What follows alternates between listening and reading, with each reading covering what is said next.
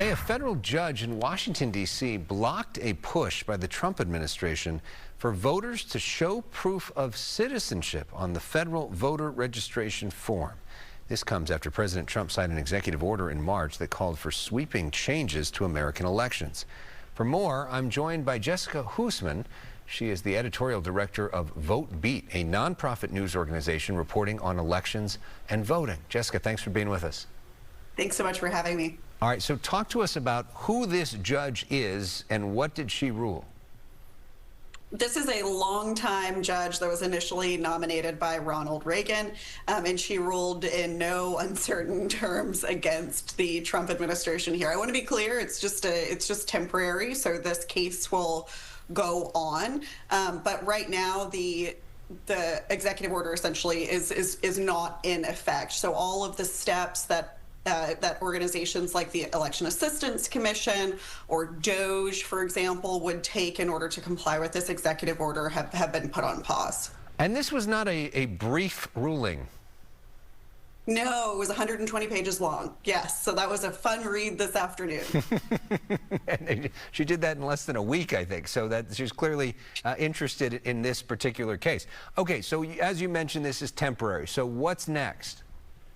So what's next is that, well, there are several other lawsuits that have been filed against this same executive order, and this ruling deals with some of the executive order, but not all of the executive order. And so those cases will continue along. And so it's kind of difficult to say what the ultimate goal of the Trump administration is with this. This is a several-part executive order, and every single piece of it is being challenged by at least one organization. But for now, nothing is in effect, nothing that will change for voters. And so if people are worried that they might have to present different forms of ID at the polls, if they present for a municipal election that's upcoming, they can put that worry out of their mind. So, I mean, what you're saying is in the meantime, nothing changes, status quo. He's going after a lot of different aspects of voting, including voter ID, something that he's really mad at the way it works here in California. Of all the things that he's doing, what do you think has the best chance of actually succeeding in terms of changing at the courts?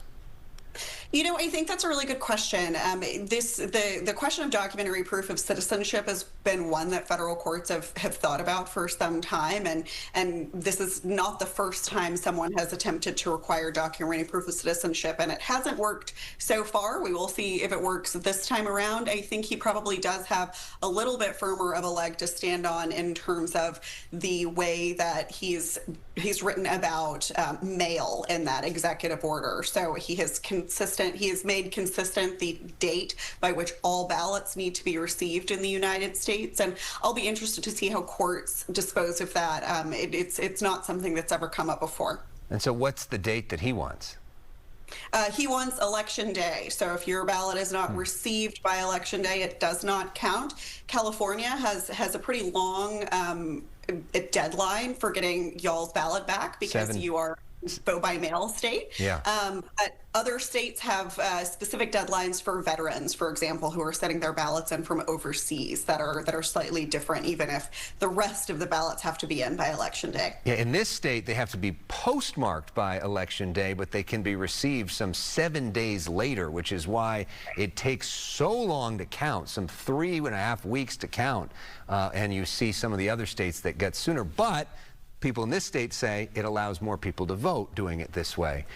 So it's interesting. Thank you so much for the perspective. And I love the Life magazines. Very cool.